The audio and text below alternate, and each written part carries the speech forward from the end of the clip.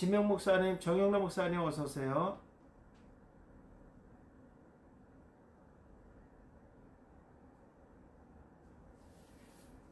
예, 장복춘 목사님 반갑습니다.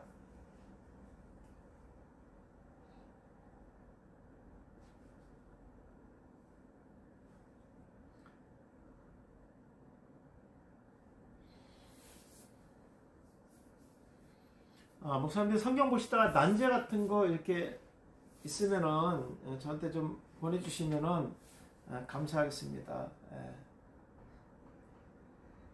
제가 그런 거 찾는 게 어려워요. 저는요. 예. 푸는 건 어렵지 않은데 그런 거 찾는 게 어려워서 목사님들한테 제가 말씀드리는 거예요. 예. 그 난제 같은 거서 본문만 이렇게 던져주셔도 괜찮아요. 저한테요. 문자로만 보내주시면 제가 이제 강의도 하고 또 설교 자료도 풀고 이렇게 하겠습니다. 예.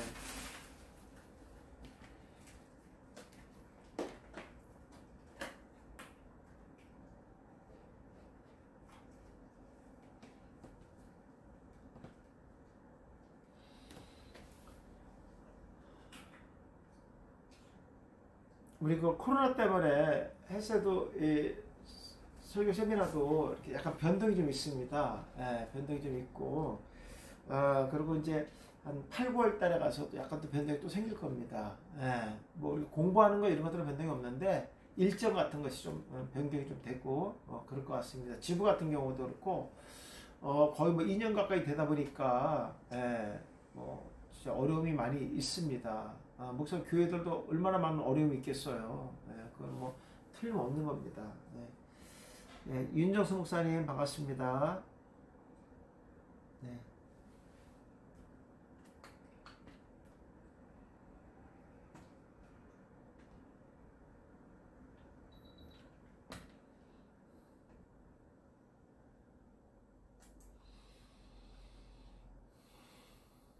김경자 목사님 어서 오세요. 변다라 목사님 반갑습니다. 신다라 목사님. 신다라 목사님은 늘 조용하고 계세요. 조용히 말씀 배우시고.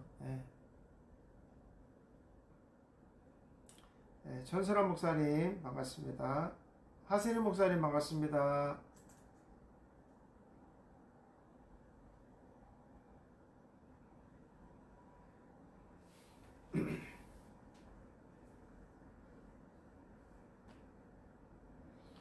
김현수 목사님이 안 들어오셨네요. 오늘 질문한 거 오늘 강의하는데.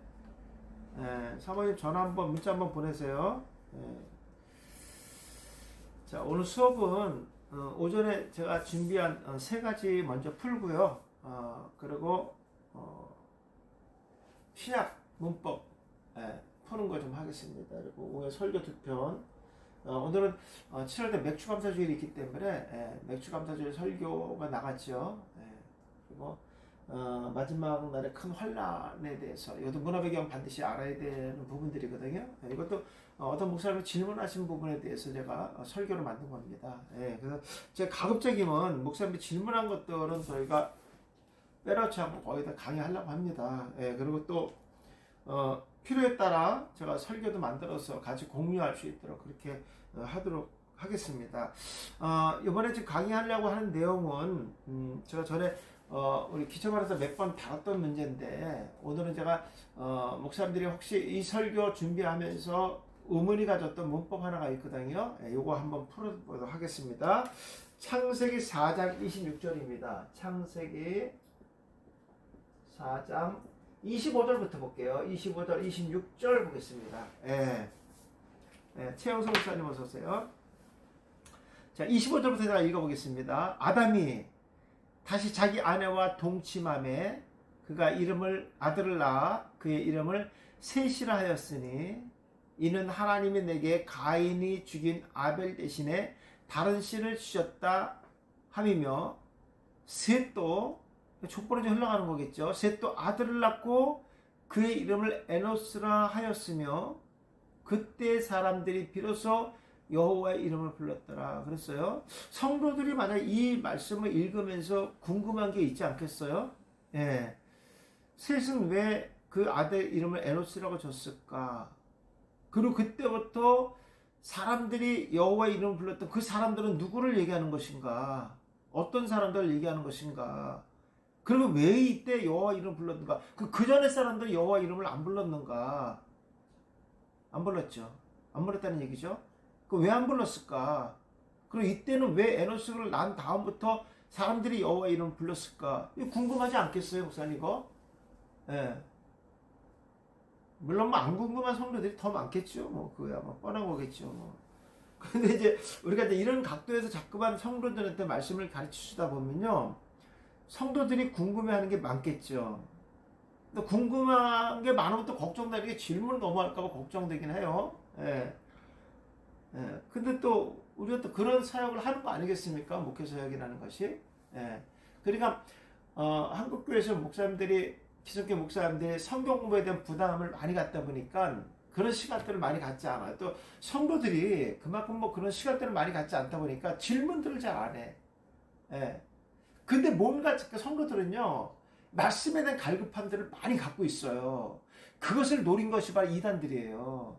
기성교 목사님들이 성경 공부를 안 가르치니까 이단들이 집중적으로 성경 공부를 통해서 자신들의 교리를 가르쳐서, 예, 기존의 교회에 있는 성도들을 빼가는 거예요, 전부 다. 그러니까 그것이 뭐 진리든 비진리든 떠나서 성도들은 자기가 이미 궁금했던 것이 채워진다는 거예요. 그런 것에 대한 기대감 때문에 이단에 빠지는 경우가 상당히 많습니다. 물론 그들은 조직적으로 운영을 하죠.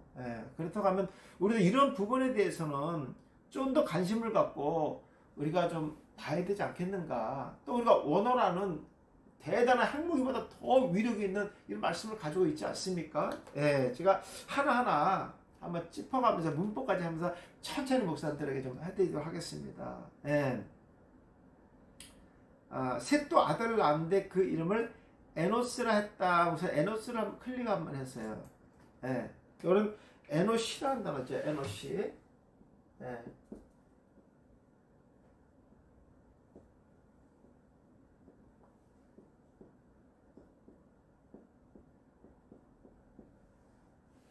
583번입니다. 이거의 뜻은 뭐냐면 연약한 사람이라는 뜻이에요. 어떻게 부모가 자식의 이름을 이렇게 짓는 사람이 어디 있겠어요? 연약한 사람이라고. 그렇지 않아요? 근데 그렇게 졌다는 거예요. 셋이. 어근이 뭐냐면 아나시에서 왔어요. 요거 이제 아나시.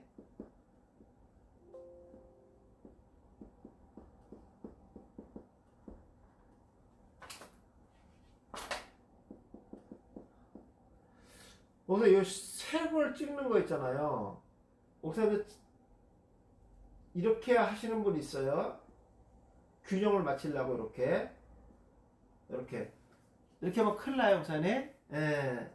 이렇게 찍으셔야 돼요. 이렇게. 쇄골이라고 읽어요. 쇄골. 요거는요. 모음에서 쇄골. 요거는 605번이거든요. 뜻이 뭐냐면요, 고칠 수 없다.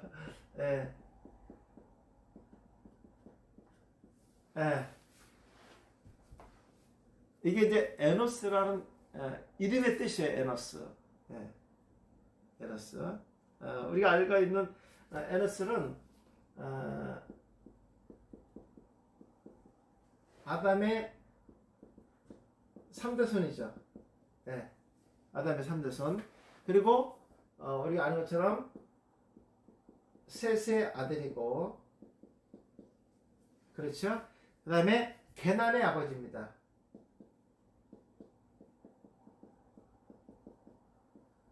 그리고 그는 905세에 죽음을 맞이하죠. 905세.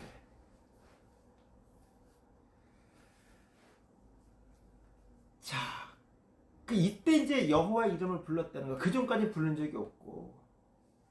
그래서 중요한 메시지가 나와요. 이게 뭐와 연결되어 있냐면 죄와 연결되어 있죠. 우리가 이제 셋은 가인의 아벨을 죽이잖아요. 아벨 대신에 구속사로 이어지는 자녀가 셋이죠. 셋의 아들이 바로 에노스입니다. 에노스입니다. 예. 그러니까 이미 죄에 대해서, 예, 죄에 대해서 연약할 수밖에 없고 그 죄 문제를 고칠 수가 없었다는 거예요. 이것을 언제? 에노스를 낳고 난 다음부터 사람들이 인식하기 시작했다는 거예요. 예, 그러면요. 그러니까 우리가 성막도 죄인들이 들어오는 것이고 죄인들을 위해서 그들의 죄를 덮기 위해서 한번 성막을 주신 것이고 예수님도 이 땅에 오신 목적은 죄인을 위해서 오신 거예요. 죄인들의 그 고질적인 죄, 원죄를 해결할 수 없고 고칠 수가 없고 인간이 해결할 수 없기 때문에 누가 오신 겁니까? 예수님께서 성육신하여 이 땅에 오신 것이죠. 예, 그러니까 여호와를 찾지 않으면은 죄의 문제를 해결할 수 없기 때문에 그때 자신들이 무엇을 알았냐면요, 자신들의 나약함을 인지했다는 거예요. 그러니까 누군가의 도움이 필요했다는 거죠. 누구를 낳고 나서? 에노스를 낳고 난 다음부터. 자, 그랬더니 여기서 뭐냐면 사람 그때, 그러니까 이런 것을 느낄 때, 연약하고 고칠 수 없는 죄의 문제를 그들이 깨달았을 때에 뭡니까? 사람들이 비로소, 그 사람들이 한번 클릭해 보세요. 여기 사람들이라는 말은 없고요, 비로소라는 단어. 예. 비로소라는 말 속에 이제 사람이라는 단어도 포함되어 있는 거죠. 할랄로 되어 있죠. 자, 그런데 만약 우리가 문자 사람들이 그런 많은 사람들을 얘기하는 거잖아요. 그렇죠? 근데 여기 문법을 어떻게 되어 있냐면 이렇게 되어 있습니다. 문법은요, 비로소 사람들이 문법이 동사 혹팔로 되어 있어요. 혹팔. 사역 수동이잖아요. 완료 남성인가요? 예. 3인칭 남성 단수로 돼 있어요. 예. 사람들이 그럼 복수가 돼야 되잖아요. 예. 그런데 비로소라는 단어가 할랄로 돼 있어요. 할랄. 그러면 그 사람들은 누구를 얘기하는 거냐? 물론 셋의 후손, 가인의 후손이 빠진 셋의 후손, 그 중에서도 복음을 가진 자들, 그걸 단수로 본 거예요. 복음을 가진 자들. 예. 근데 여기 이제 우리 번역할 때 사람들이 비로소 그랬어요. 비로소. 그 말은 뭐냐면 복음을 가진 자들이 여호와의 이름을 불렀다 이렇게 해야 되겠죠. 그때 인간의 나약함, 연약함, 고칠 수 없는 죄의 문제를 깨달았을 때 비로소, 예. 비로소. 그러면 그 전까지는요. 그 전까지는 가인과 아벨이 하나님께 제사를 지냈잖아요. 근데 가인이 아벨을 죽여버렸잖아요. 이미 제사가 멈춰진 거예요.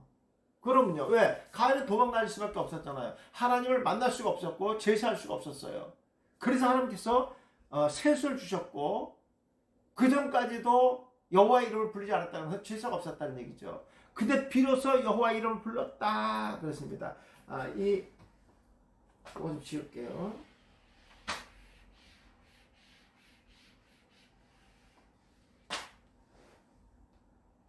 비로소 여호와의 이름을 불렀다가 이제 카란데, 카란데, 이게 7121번입니다. 근데 이 단어는 어떻게 부른 거냐면요, 그냥 하나님 이렇게 부른 게 아니라 큰 소리로 불렀다는 거예요. 큰 소리. 예.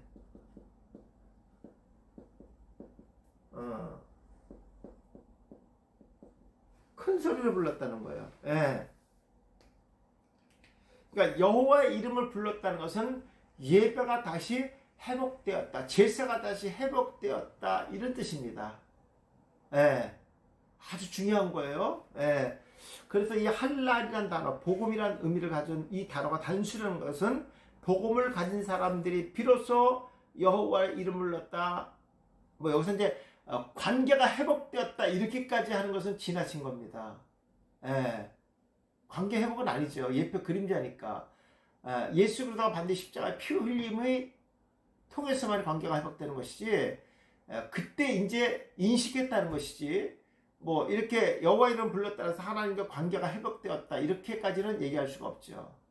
그럼요. 이거는 이제 예표 그림자로만 보는 거잖아요. 우리가 구약이기 때문에.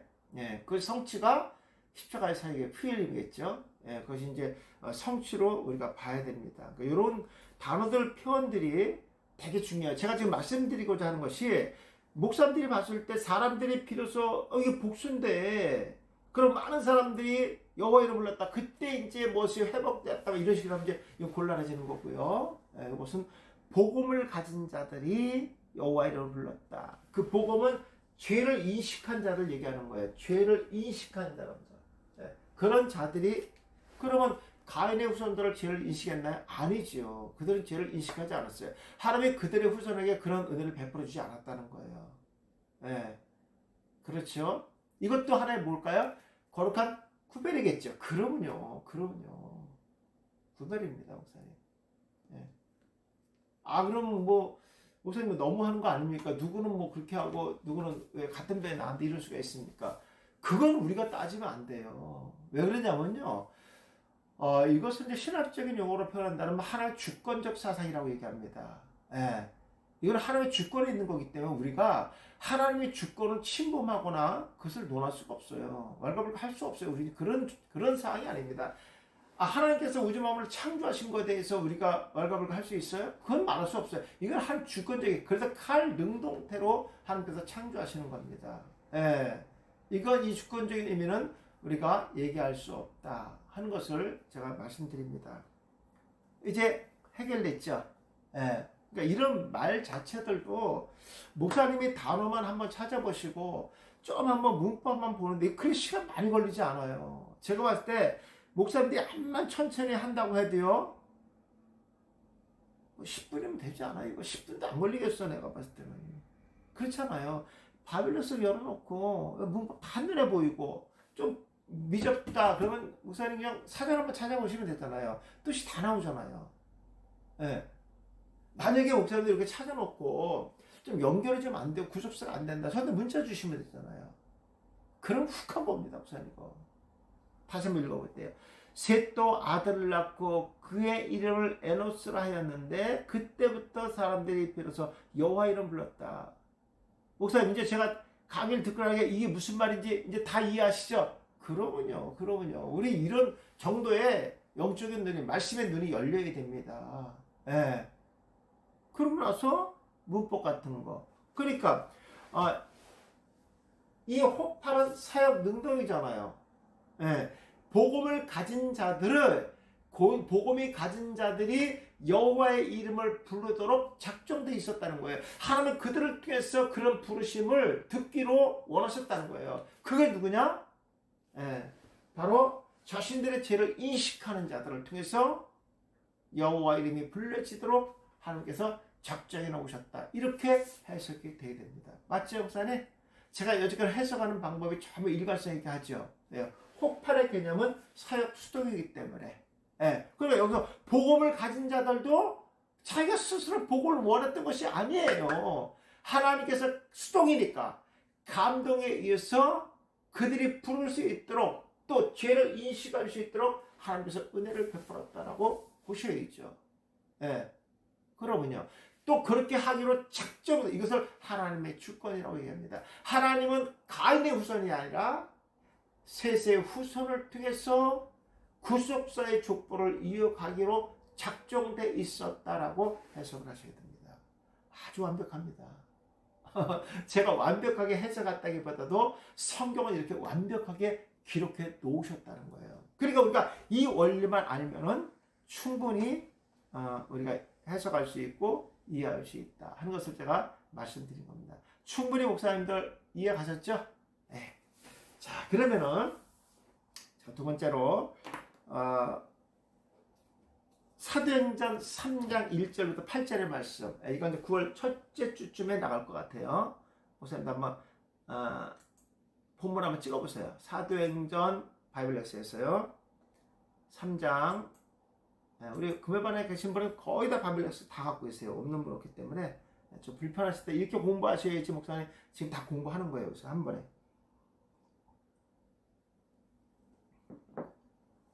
저는 본문 100% 다 풉니다.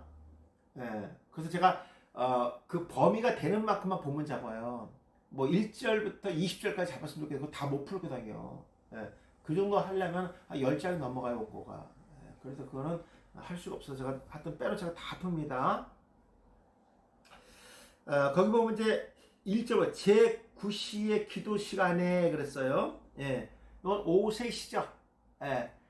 유대 시간은 9시에다가 플러스 현재 시간에다가 알린 기록에다 6시간을 더하면 된다 그랬죠. 그래서 오후 3시를 얘기하는 것이고요. 기도 시간에 베드로와 요한이 성전에 올라갈 때, 자, 나면서 못 걷게 된 이를 사람들이 메고 왔다 그랬어요. 뭐 요즘으로 얘기하면 뭐 옛날에 그 안진뱅이 그런데 요즘 그렇게 표현하면 안 되죠. 예, 저는 그냥 이렇게 써요. 나면서부터 걷지 못하는 자 이렇게 불렀고요. 그냥 그대로 또 지체장애자라 이렇게 부르면 괜찮겠죠. 지체장애자 이것도 좀 제가 그런 것 같아서 그냥 여기 성경대로 나면서 걷지 못하는 자 이렇게 했어요. 제가 우리가 안진뱅이 이런 것들은 저속한 표현이기 때문에 안 쓰는 게 좋아요. 예. 이야기가 같은 말도 부드러운 말이 있는데 왜 그걸 또 씁니까? 그죠? 또 우리 번역도 안진뱅이라고 하지 않고 나면서부터 걷지 못하는 자라고 얘기했으면 그런 표현들이 극히 괜찮은 표현들입니다. 예, 그렇게 사용했으면 좋겠고요. 자, 나면서부터 걷지 못하게 된 사람을 사람들이 메고 온다는 거예요. 그러니까 얘는 태어나서부터 이 장애를 갖고 태어났다는 얘기잖아요. 그죠? 그래서 우리가 그냥 나사렛 예수의 이런 명언에 일어나 걸어라. 그런 걸었네, 뛰었네, 찬양했네. 여기다만 막 강조하고 베드로가 막 기적을 이런 것만 하는데 무슨 얘기를 할 건데요? 기적을 일으킨 얘기요? 너무 단순하잖아요. 네. 우리가 성경을 이렇게 묵상하다 보면요, 우리에게 주는 축적적인 메시지가 다 들어가 있어요. 우선 여기 나면서부터 걷지 못했다는 것은 영적으로 이가 뭐를 갖고 있다는 거예요? 원죄를 갖고 있는 거 아니에요? 우리 나면서부터 원죄를 갖고 있잖아. 그죠? 그래서 누군가 도움을 받으면 살아갈 수 없는 사람이라는 거예요. 원죄를 갖고 있는 사람은 누군가 도움을 받지 않고는 고칠 수가 없어요. 그 죄를요. 그렇지 않습니까? 지금 그 얘기하는 거 아니겠습니까? 맞죠? 예, 나는 목사님들이 자꾸만 말씀을 공부하면서 이렇게 보는 눈들이 열렸으면 좋겠어요. 그냥 이렇게 듣지 마시고요. 제 할 때 이런 것들은 구속자를 항상 생각하셔야 돼요. 단순하게 베드로가 예수 그리스도의 이름을 통해서 일어나 걷게 했다. 한 사람 또 그걸 했네. 이런 각도가 아니라 성경은 이런 부분들을 설명하고 있잖아요. 그렇죠? 그래서 저는 나면서부터 걷지 못하는 사람은 제가 구속사로 봤을 때 원죄로 인해서 육체적으로 도덕적으로 무능한 상태, 타락한 상태, 고칠 수 없는 연약한 존재의 사람을 상징적으로 보여주고 있다. 그래서 뭡니까? 사람들이 메고 올 수밖에 없었다. 그래서 메고 온다는 단어가 수동태예요. 예. 그러니까 우리가 죄의 문제, 구원의 문제가 수동태에 되어 있는 것처럼 내가 스스로 해결할 수가 없는 거예요. 원죄는요. 누군가 도움을 받지 않으면 해결할 수 없다. 그래서 사람들이 메고 오는 것은 직설법보다 실제로 그렇다는 거예요. 우리 실제로 원죄를 갖고 있는 사람들이라는 거죠. 예. 그렇게 접근을 하셔야 되고요. 또 보면 재밌는 게 있어요. 이거 보면요. 이는 성전에 들어가는 사람들에게 구걸하기 위해서 날마다 미문이라는 성전에 두었다. 그렇게 써요. 야, 이게 어느 정도 시간 되면 내쫓아버려야 되잖아요. 야, 이제 가. 너 그만 좀 알았마. 아유, 참. 이러지 않겠어요? 예. 이런 사람들이 자기 청결 문제도 깨끗할까요? 그렇지 않죠. 여러분 생각해 보세요. 큰 대형교회 그 입구에, 문 입구에서 지금 허름한 거리 한 예배 시간마다 앉아있으면요. 아마 거의 사찰 집사한테 쫓겨날 거예요. 내가 봤을 때. 모르긴 몰라도 쫓겨날 거예요. 근데 왜 안 쫓겨났을까요? 이 사람은요? 예. 우린, 당시에 유대인들의 그 습성을 아셔야 돼요. 예, 유대인들은요, 하나님의 상을 얻으려고요, 상을 얻기 위해서, 거린들이 자기 곁에 있기를 원했다는 거예요. 찾아가는 것이 아니라 늘 생활 가운데 그들을 도와줌으로 말미암아 하나님으로부터 반드시 그 보상을 받을 거라고 믿었기 때문에 그렇습니다. 그러니까 그들 사회에서 거린들이나 가난한 자들은 같이 공생하면서 갈 수밖에 없는 그런 사회였다는 것을 알고 계셔야 됩니다. 지금의 관점으로 보시면 절대로 안 돼요. 지금도 마찬가지입니다. 지금도 유대 사회에서 가난한 자들은요, 같이 공생하면서 가는 거예요. 왜? 만약에 그들이 없다면 하나님께서 상을 받을 일이 없기 때문에 그렇죠. 유대인들은요. 그래서 이런 관점에서 미문에서 늘 날마다. 그러면 메고 오는 사람도 마찬가지예요. 그 할 수 없는 그 사람에게 뭘 베풀었습니까? 궁유를 베푼 거잖아요. 그도 하늘에 상급이 있다고 믿었기 때문에 날마다 쉬지 않고 형제 미문에 남에서부터 걷지 못하는 자를 데려왔다는 겁니다. 이런 것들이 당시의 사회적인 문화 배경을 가지고 있다는 것. 설교 시간에 아주 작은 거지만 이런 것까지도 우리는 놓칠 수가 없다는 거죠. 예. 왜냐면 설교 기록해놨으니까. 예.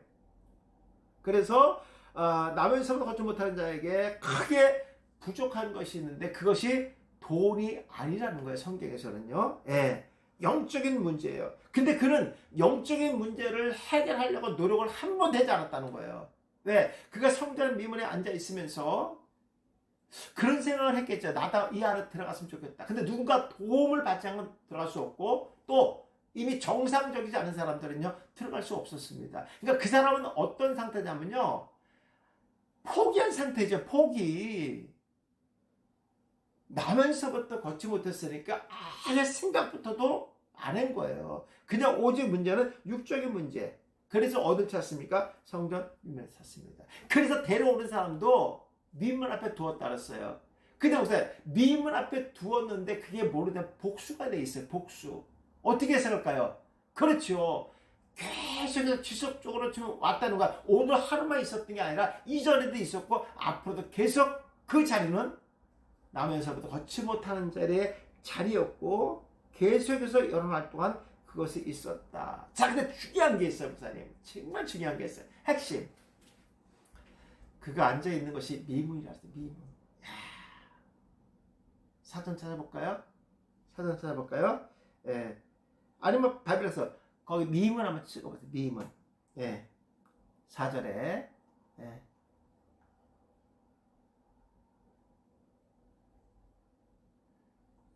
몇 문제? 예. 2절에 미문 딱 흘러. 2절에 5611번. 미문 찾아보세요. 김현수 목사님이 질문한 거 지금 강의하고 있어요. 미문.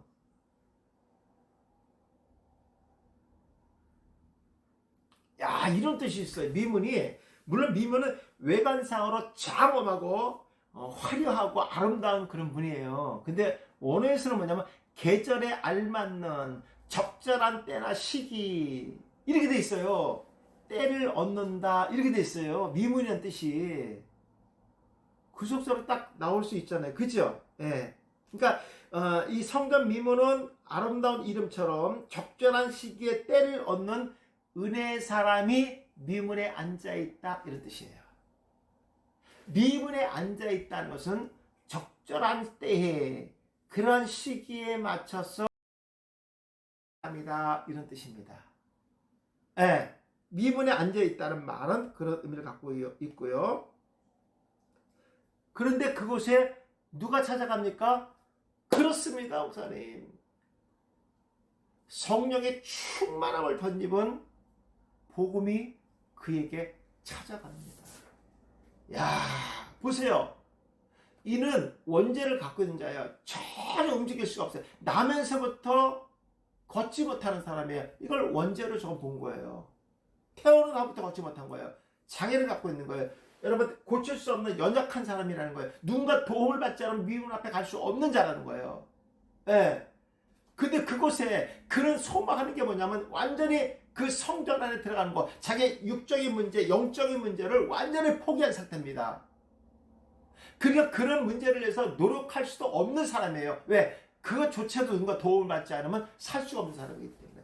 근데 그게 그곳에 누가 찾아옵니까? 복음이 찾아갑니다. 와, 우리가 나면서부터 걷지 못하는 자들, 지체 장애자들 아니었습니까? 근데 복음이 내 안에 찾아온 거예요. 오늘 그에게 이제 복음이 찾아갑니다. 그러면서 3절에 보니까 오늘 목사님이 김혜수 목사님 질문하는 게 바로 이거예요.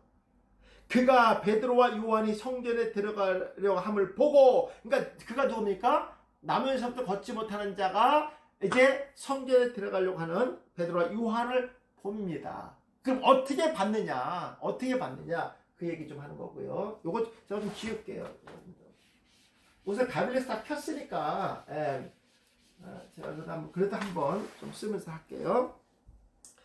자, 구걸 학원을 이제 보면서 구걸하는 거예요. 보고 있어요, 이렇게. 그러니까 베드로가 요한과 더불어 주막까지 우리를 보라. 아니 보고 있는데 뭘 또 보라 그래.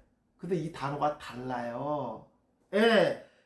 하니 그가 그것에 무엇을 얻을까? 그랬더니 이제 또 바라보고 있었어요. 예. 보라는 명령법을 썼으니까 그때는요. 또 다른 단어를 사용해서 보았다. 이렇게 됐어요. 그러니까 처음에 물질을 구하기 위해서 보는 것과 그 다음에 다시 보라고 해서 보는 거는 다른 각도에서, 다른 마음에서, 다른 사상을 가지고 바라봤다. 이렇게 돼 있어요. 그걸 제가 이제 근거를 찾아드릴게요. 제가 이 설교, 나는 전에 했는지 알았어요, 이 설교를. 근데 안 했더라고요. 제가 풀고 나서 얼마나 감사한지 몰라요. 너무 정말 귀한 말씀이 나왔어요. 너무 귀한 말씀. 예. 자, 그랬더니 보고, 이게, A도입니다.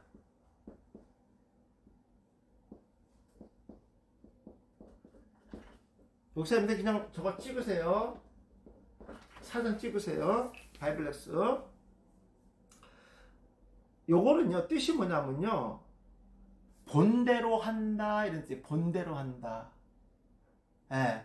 그러니까 유대 사회에서 성전에 들어가는 사람들은 항상 가난한 자에게, 구걸하는 자에게 도움을 줬던 그 사고, 대로 한다는 거예요. 그러면서 그것을 목적으로 바라봤다. 이런 뜻입니다. 오직 물질에 대한 것, 육신의 문제에 대한 것만 구걸했다. 어떻게? 반복적으로 전에 하던 대로 본 대로, 예, 그렇게 바라봤다. 어떻게 보면 경험상으로 또 직감적으로 베드로 요한이 구걸의 대상이 되었다. 이렇게 본 거겠죠. 뭔가 남다르게 좀 도와줄 것 같은, 아니, 어떻게 보면 유대 사회에서 유대교 사상으로 젖어 있는 사람 같이 보였다는 얘기 아니겠습니까? 예. 물론 이들은 성령의 충만함이 있었기 때문에 얼굴에 그런 모습들도 보이지 않았을까. 그리고 단순하게 생각해서 몇 분을 구걸했던 것이 아닌가. 저는 이것을 보면서 무슨 말씀이 떠올랐냐면요. 오늘 이게 나면서부터 걷지 못하는 자가 구걸했던 그 모습은 율법이었구나. 율법이었구나. 그렇죠. 여러분, 율법은, 이 물질은 걷지 못하는 자의 영과 육의 문제를 영원히 해결하지 못하는 것처럼, 예, 율법의 의로는 구원의 문제를 완전하게 해결할 수가 없죠. 예, 맞습니다. 그래서 저는 그가 구걸하는 것을 원하는 그 물질은 제가 율법으로 봤습니다. 오늘 받았지만 내일 위해서 또 내일 나와서 또 그것을 구걸을 해야 되기 때문에. 그러나 그 구걸하는 그 물질이 육적인 문제, 나면서부터 걷지 못했던 이 문제도, 육적인 문제도 해결할 수가 없고 영적인 문제도 해결할 수가 없어서 성전에 들어갈 수가 없었다는 거예요. 이것이 저는 율법으로 봤습니다. 무리가 없지요, 목사님? 네. 목사님들 이런 눈이 열리기를 진짜 축복합니다. 네. 성경은 이런 얘기하고 있어요, 목사님. 네. 생각해보세요. 그 남원서부터 걷지 못하는 사람이 가장 가까이 뭐가 있었어요? 복음이 있었다니까요. 빛이 있었다니까요. 근데 그가 무엇만 구했습니까? 동족만 구걸했다는 거예요. 자기들이 살아갈 수밖에 없는, 그 유대사에서 생명을 유지할 수밖에 없는 그 사회에서 공동체 일원으로 살아가기 위해서는 그것이 필요했다는 거예요. 마치 뭡니까? 종교 지도자처럼 영적인 문제에 대해서는 고민하지 못했다는 거예요. 자, 그랬던 그를 보면서 이제 두 사람이 주목하면서 다시 보라고 얘기하는데, 여기 목사님 명정법을 썼어. 나를 봐주세요. 이게 아니라 봐라 명령을 했어요. 명령. 우리 같은, 야, 돈도 안 주는 게 가, 무슨 명령질이야 누구한테, 이러지 않겠어요, 목사님? 예, 나를 봐주세요 아니에요. 봐라 그럽니다. 예, 여기 단어는요, 블레포라는 단어 썼습니다.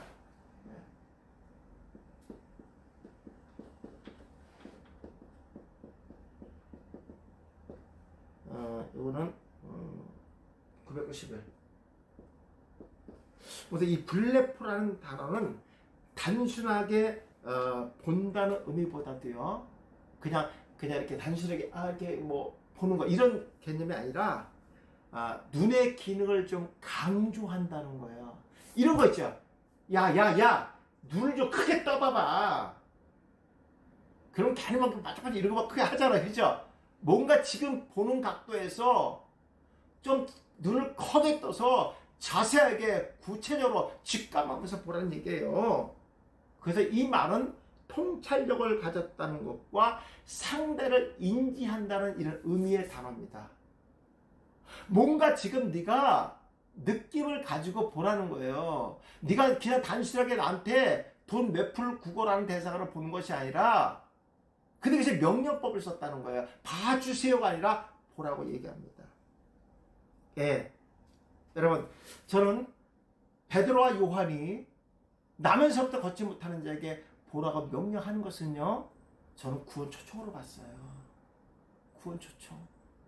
봐라.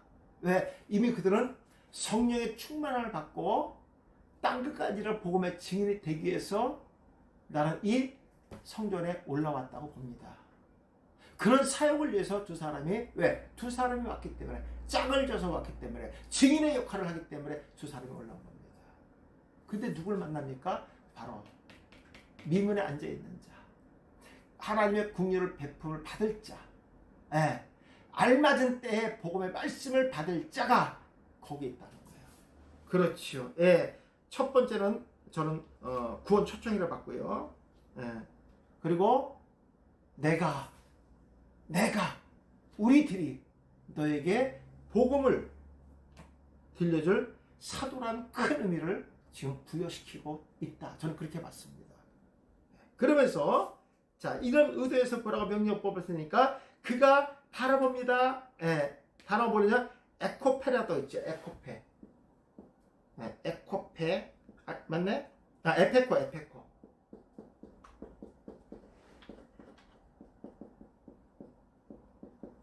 이거는 1907. 놀라운 단어가 있었어요. 그 명령법 보면서 봐주자가 보라라고 명령을 했어요. 이런 의도를 갖고 그랬더니 그가 다시 이제 또 바라봅니다. 근데 이거는 에페코는 굳게 잡았다 이런 뜻 갖고 있어요. 와, 굳게 잡았다. 잉태와 소위의 의미를 갖고. 제가 아까 이것이 뭐라 구원 초청이라 했잖아요. 봐라, 이게 구원 초청이에요. 좀 이따 이제 그 이유가 나와요, 목사님. 그냥 막 내가 지어내는 게 아니라. 그리고 그가 이제 바라보는 에페코는요, 굳게 잡았다. 복음의 기쁜 소식을 잡았다는 의미를 가지고 있습니다. 그래서. 왜냐하면요, 문법을 보시면 동사 직설법으로 되어 있거든요. 직설, 실제로 그랬다는 거예요. 미완료, 그것을 끝까지 잡고 갔다. 이렇게 보셔야 돼요. 그럼요. 능동. 놀랍지 않아요? 만약에 이렇게 되면 수동이 돼야 되는 거예요. 능동이니까 확신을 가졌다는 거 자기가요. 만약에 그게 아니면 수동태지요. 그냥 자기 의지와 상관없이 줬다 이렇게 돼야 되는데 여기 능동으로 바라봤다는 거예요. 와, 확신을 갖고 붙들었다는 거예요, 목사님. 이게 단수예요, 단수. 무리가 없지요, 목사님. 그러니까 뭡니까? 이 사람이 40세라고 되어 있잖아요. 40년 동안 한 번도 육적인 문제와 영적인 문제에 대해서 생각해 본 적 없죠. 근데 복음이 그 생각을 흔듭니다. 자, 그러면서 이렇게 얘기합니다. 6절. 베드로가 이르되 은과 금은 내게 없거니와. 그 말은 뭐냐면요, 지금 너에게 필요한 것은, 너가 처음에 날 바라봤던 그 눈빛은 은과 금이 아니다, 이런 얘기예요. 내게 있는 이것이 뭐예요? 말씀의 떡 아닙니까? 예수님께서 이전에 오병의 사건 때 뭐라 그랬죠? 내가 가지고 있는 것들을 나눠주라 했잖아요. 내가 뭐가 있습니까? 저희들 그런 얘기잖아요. 예수님 무엇을 얘기했으면 말씀의 떡이 있다는 거야. 내가 너희들에게 줬던 그 말씀의 떡을 나눠주라고 말씀한 거거든요. 그때 지금 그 말씀이 지금 여기서 성취되는 순간이에요. 내게 있는 이것을 내게 준다. 그러면 목사님, 지금 우리는 이렇게 생각해야 돼요. 내게 은과 금은 없지만 요거라도 너한테 주겠다, 이런 뜻이 아니에요, 목사님. 여기서 은과 금보다 더 큰 보물이 뭔지 아십니까? 베드로와 요한이 갖고 있는 금과 은보다 더 큰 보물이 뭔지 알고 계세요? 그걸 주겠다는 거예요. 그게 뭔지 아십니까? 나사렛 예수 그리스도라는 거예요. 이야.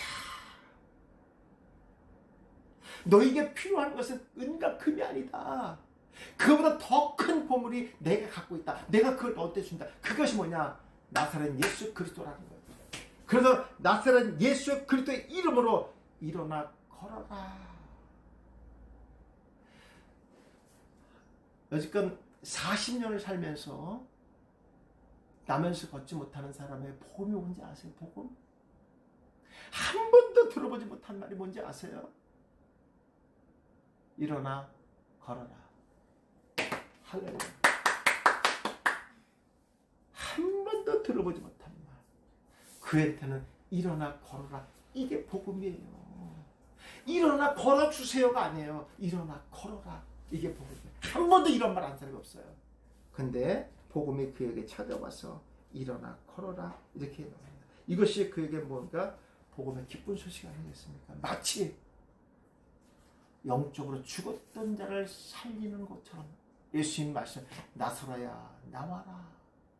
나서라야 나와 주세요가 아니라 나서라야 나와라. 죽었던 영혼을 살리는 그 음성. 이거 아니겠습니까? 예, 그런 말 하고 있어요. 근데 놀랍게도요, 그대로 일어난 게 아니라 베드로가 오른손을 잡고 일으킵니다.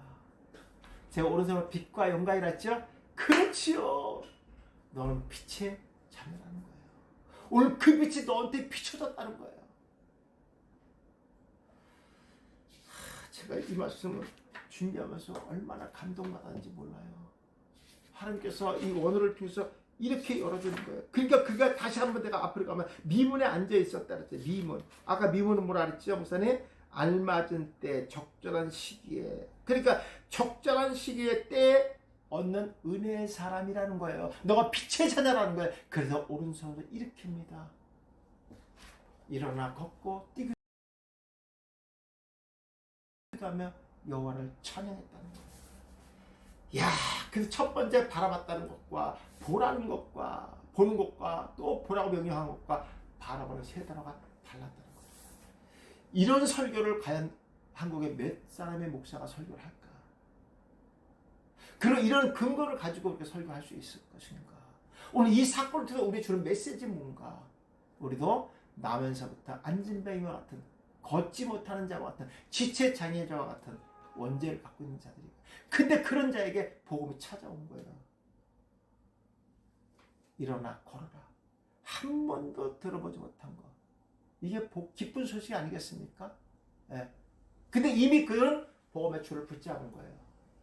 줄은 거예요. 바라봐라! 이 자체가 그 초청 아니겠습니까? 그렇죠. 복음이 찾아가니까.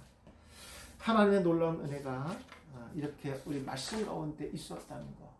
목사님, 제가 지금 아주 자세하게 설명드렸고, 제가 9월 첫째 주에 이 설교를 가지고 또 더 깊은 얘기들이 많이 있어요. 내용에. 너무 많은데 이걸 또 다 풀 수 없어요. 그때 다 풀고. 지금은 제가 지난 시간에 목사님들에게 숙제를 본문을 내주셨죠. 목사님이 세 개 단어 어떻게 보실 겁니까? 라고 말씀을 드렸어요. 네. 이게 추자적인 영감입니다, 목사님. 이렇게 기록되어 있는 것을 우리가 하나하나 찾으면서 왜 나면서부터 걷지 못한다고 얘기했을까? 왜 그 성전 미문에 앉아 있었을까? 그리고 사람들은 왜 그를 쫓지 않았을까? 그리고 그가 바라보는 그 눈길에 본다는 단어가 뭐냐면 에이도인데, 이렇게 봤는데 베드로와 요한은 블레보로 바라보게 하고, 그리고 그가 바라보는 것은 에페코라는 단어로 바라보게 합니다. 이미 우리는 지어내지 않아도 이런 단어만 연결해도요, 지금 성경에 무슨 말 하고 있는 거라는 것을 알고 있고, 왜 오른손을 잡아서 일으켰는가? 너가 빛의 자녀라는 뭘 통해서, 복음을 통해서 정체성을 회복시킵니다. 그가 이제 일어나 걷게 되고 찬양했다는 건 무슨 의미를 갖고 있죠? 그렇지요. 40년 동안 고대했던 그 성전에 들어갈 수 있었다는 거예요. 무엇이 그를 회복시켜 줬습니까? 복음이 회복시켜 준 거예요. 일어나 걸어라. 이게 복음이었어요. 방주를 지어라. 이게 복음이었어요. 40일 후면 니네가 무너지리라. 이게 복음이었어요. 복음은 쓸데없는 말들을 삽입하지 않아요. 명령법입니다. 일어나 주세요가 아니라 일어나라. 방주를 만들어라. 명령법을 씁니다. 반드시 해야 된다는 거예요. 그리고 오른손을 일으켜 줍니다. 빛의 정체성을 찾아주는 게 뭡니까? 복음이라는 거예요. 제가 하나 더 했는데 시간이 다 돼서 하나 다음번에 해드릴게요. 오늘 다 3개를 준비해 왔는데 이거 제가 이거 은혜가 돼서 내가 이거 하면서 너무 은혜가 돼가지고 여기 다 하고 싶은데 다음을 위해서 내가 좀 아껴둘게요. 제가 그걸 하기 위해서 아껴둘게요. 다시 한번 만들었는데, 이 베드로와 요한이 40세가 된 사도행전 4장 22절에 나오잖아요. 40세라 그가 그걸 이제 주목했을 때 여기도 엄청난 의미들이 숨겨져 있더라고요. 이런 것들을 정말 이렇게 기록되어 있던데, 목사님 이게 단순히 성도들은 그래요. 그때 베드로와 요한은 그 당시에 성전 미문에 있었던 사건으로 끝나는 거예요. 그게 너라고. 오늘 내가 진짜 2021년도 6월 달에 오늘 강대상에 내가 이거 갖고 올라온 이 말씀의 선포는 당신들을 위한 거라고요. 바로 이 남에서부터 걷지 못한 이 지체장애자가 바로 당신들이라고. 우리들이라고. 이렇게 적용이 돼야지. 저까지 안 오니까 그때 있었던 사건, 그때 그런 기적이 일어났구나. 할렐루야 감사합니다. 가는 거야. 이렇게 나와는 전 상관없는 얘기. 이러면 안 되잖아요, 목사님. 그러니까 우리가 구속사로 들어가셔야지만 이게 무슨 얘기를 하고 있는지가 자세히 나와 있는 거예요. 나는 목사님들에게, 저한테 공부하시는 분들이 이런 말씀들이 눈이 좀 열리셔서 성경에 무엇을 얘기하고 있는 것인가, 그러니까 그런 중요한 단어들을 다 찾아보시면 답이 나와요. 그냥 저도 목사님 처음에 설교를 하기 위해서 본문을 잡아놓고 묵상합니다. 여러분 읽어봐요, 본문. 그리고 제가 이렇게 대지를 잡을 때 본문을 또 읽어보면요 재밌어요. 나면서부터 걷지 못했다. 원죄를 갖고 있는 거네? 그렇잖아. 그런 얘기하고 있는 거잖아요. 그런 얘기. 누군가에서 이동되잖아요. 누군가 도움을 받지 않으면 안 돼. 원죄는 누군가 도움 없이는 될 수 없어. 그래서 이 구원이 예수와 구출로 되어 있잖아요. 누군가 도와주지 않으면. 왜냐하면 그 문제, 연약하고 고칠 수 없는 문제, 죄의 문제를 해결할 수 없기 때문에 그런 얘기 하는 거예요. 제가 얼마나 은혜가 됐겠어요. 이거 말씀을 준비하면서 제가 지난주에 이거하고 강시원 박사님이 얘기했던 마지막 유대인들은 어떻게 하나님께서 하실 것인가, 두 편을 같이 하면서 은혜가 너무 됐습니다. 이것도 이제 제가 설교 다 지난주에 만들어진 거고, 그래서 기대하셔도 너무 좋을 만큼의 귀한 말씀을 하나님 열어주셨습니다. 그리고 또 이것이 이제 저만 이렇게 공감하는 것이 아니라 목사님과 같이 공감할 수 있다는 것이 너무나 감사합니다. 하나 더 해야 되는데 아쉬운데 이건 다음 달에 진짜 할게요. 진짜 이것도 아쉬운데. 자, 10분만 쉬었다 하겠습니다. 감사합니다.